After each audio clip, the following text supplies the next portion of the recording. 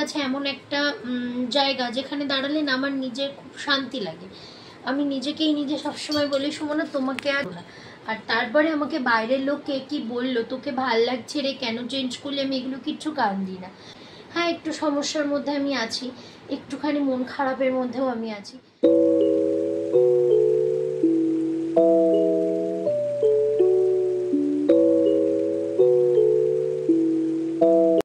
ঘড়ির কাঁটায় এখন বাজছে ওই 12টা, আর আমি স্নান করে রেডি হয়ে যাচ্ছি, কারণ আমার আজকে আছে পড়া।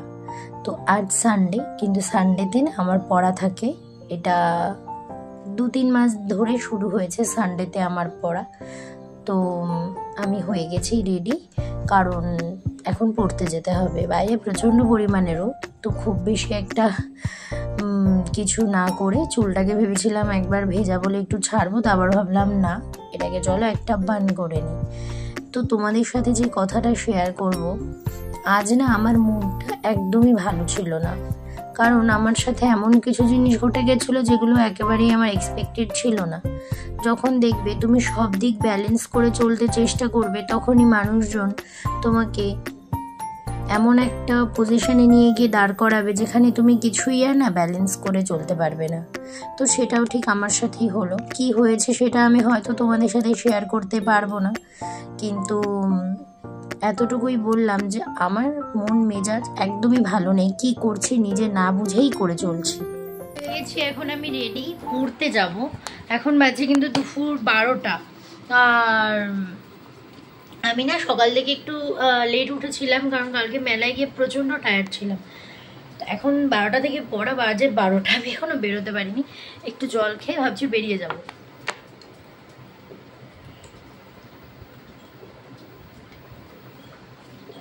বাইরে এত পরিমাণে রোদ, একটুও বেরোতে ইচ্ছা করছে না, কিন্তু পড়া অ্যাটেন্ড করাটা মাস্ট, ওটা অ্যাটেন্ড করতেই হবে উইদাউট এনি রিজন। গরমের জন্য তো আমি ছুটি দিতে পারবো না। তো চলো পড়তে যাওয়া যাক, আবার ব্লগটা পরে। একবার রোদটা দেখো কি পরিমাণে রোদ, আর এই যে আমার বাহন, এই সাইকেল পড়ে যাচ্ছে। চলো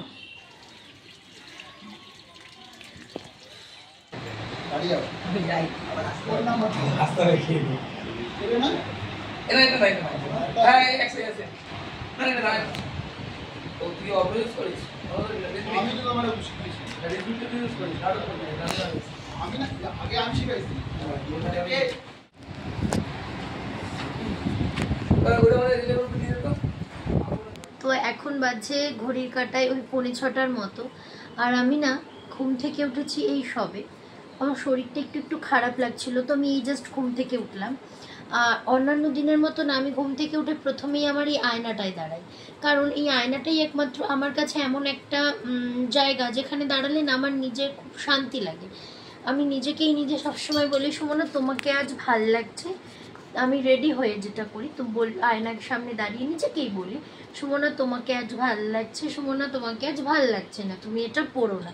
আর তারপরে আমাকে বাইরের লোক কে কি বললো তোকে ভাল লাগছে রে, কেন চেঞ্জ করলে, আমি এগুলো কিচ্ছু কান দিই না, কারণ আমার তখন মনে হয় আমার কাছে আমার ভাল লাগছে না, মানে আমি এটাকে আমার এখন চেঞ্জ করতে হবে, এমন একটা ব্যাপার আমার সাথে হয়। তো আমি যখন পড়তে গেছিলাম, আমার বান্ধবী না আমায় বলেছিল আজকে সুমনা তোকে না আজ দেখতে খুব বিধ্বস্ত লাগছে, কেন লাগছে, কিছু হয়েছে? হ্যাঁ, একটু সমস্যার মধ্যে আমি আছি, একটুখানি মন খারাপের মধ্যেও আমি আছি। তো সেটা না আমার মনে হচ্ছে আমার ফেসে ফুটে উঠছিল। তো আমি সেটা তখন পাত্তা দিইনি, আমি বললাম হবে রোদের জন্য হতে পারে। বাট এখন আমি যখন আয়নায় দাঁড়ালাম, আমার নিজেরই না নিজের কাছে দেখে কেমন মনে হচ্ছে সত্যি কি আমি এতটা বিধ্বস্ত, আমাকে সত্যি এতটা বিধ্বস্ত কেন লাগছে, এতটা মন খারাপ, মন অনেকখানি খারাপ, কারণ একটা খুব বাজে জিনিসই ঘটেছে কাল রাতে, তো যার কারণ না মনটা অনেকখানি খারাপ। তো সেই কথাগুলো হয়তো আমি তোমাদের সাথেই শেয়ার করতে পারবো না কেন মনটা খারাপ। আমি ভাবলাম চলো তোমাদের সাথে একটুখানি গল্প করে নিই। আর আমার কি হয়, ব্লগ করলে না অনেকখানি মন খারাপ ঠিক হয়ে যায়, তো চলো এই জন্য ভাবলাম একটু ভ্লগটাকে স্টার্ট করি। এটা কিন্তু আমার যে ভ্লগ করার জন্য তোমাদের সাথে একটা গল্প বানানো এমনটা নয়, আমার সত্যিই এরকমটা মাঝে মাঝে হয় যখন আমি একটু ভ্লগ করার চেষ্টা করি। আমার মাঝে মাঝে এতটা খারাপ লাগে, নিজের মধ্যেই নিজে থাকি না, যে আমার তখন ব্লগও ভালো লাগে না।